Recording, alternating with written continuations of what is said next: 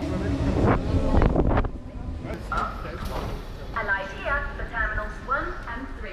Acceso a las terminales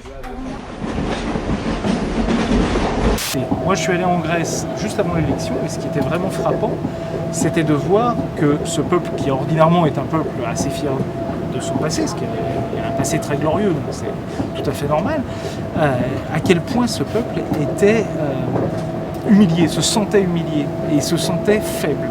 À quel point il s'est réveillé en 2010 en se disant on est un grain de sable dans l'Europe et finalement on peut nous souffler dessus. Si vous regardez tout le schéma, on est parti en 2007 d'une crise économique et on arrive aujourd'hui à ce qui se passe en Grèce. Tout ça est la conséquence de cette crise, et en fait l'Union européenne et la zone euro se sont révélées incapables de gérer de façon non violente, d'une certaine façon, les conséquences de cette crise. On a parlé de la pauvreté, de la chute du service public, finalement de la faiblesse de l'État. Dans certaines sociétés, y compris la société française, c'est des modèles qui ont abouti à une montée du repli sur soi, de certaines formes de radicalisme, etc. Est-ce que c'est quelque chose qui a existé en Grèce ?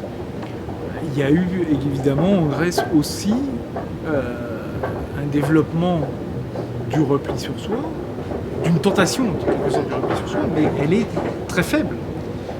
Évidemment, le caractère le plus visible de cette tentation, c'est l'arrivée d'un parti néo-nazi, ouvertement néo-nazi, raciste, comme on n'en connaît quasiment pas en France, qui est ce parti d'Aube Dorée, qui est un vrai parti nazi. Mais on se rend compte en même temps que, compte tenu de la violence qui a été faite à la fois politique et économique à la Grèce, ce parti aujourd'hui il représente 6,50% des voix. Il a été stable entre 2012 et 2015, et donc il n'est pas sur une pente ascendante. Dans quelle mesure est-ce qu'il y a une comparaison qui peut se faire entre ce qui s'est passé en Grèce et la société française ? Il faut se méfier des comparaisons. La Grèce n'est pas du tout la France. D'abord parce que la France n'a pas connu ce que la Grèce a connu depuis 5 ans. Et ensuite parce que la France évidemment a un poids en Europe qui est différent évidemment de celui de la Grèce. Néanmoins, c'est sûr que la France est dans une position de faiblesse vis-à-vis de l'Allemagne.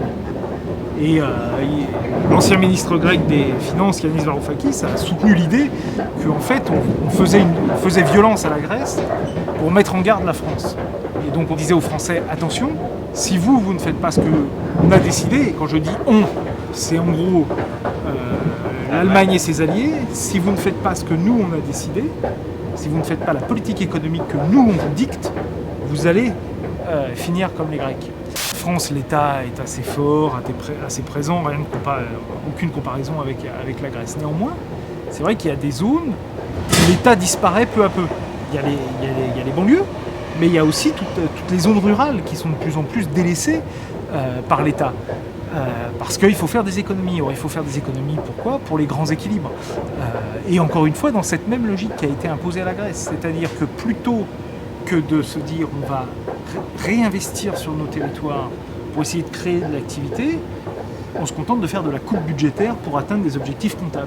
Dans les banlieues, pour les islamistes, d'utiliser le racisme comme ressort pour dire, vous voyez bien que de toute façon, ici dans la banlieue, on est marginalisé et donc cette société ne veut pas de vous, et donc revenez à votre société originale d'une certaine façon, enfin arrivez, c'est pas la vraie, mais celle qu'on va vous présenter. Et pour le Front National et les partis d'extrême droite, d'aller dans les zones désertifiées ou les anciennes zones industrielles désindustrialisées, et de dire, vous voyez bien que vous êtes marginalisés, vous êtes humiliés, et que donc il faut renverser la table des élites.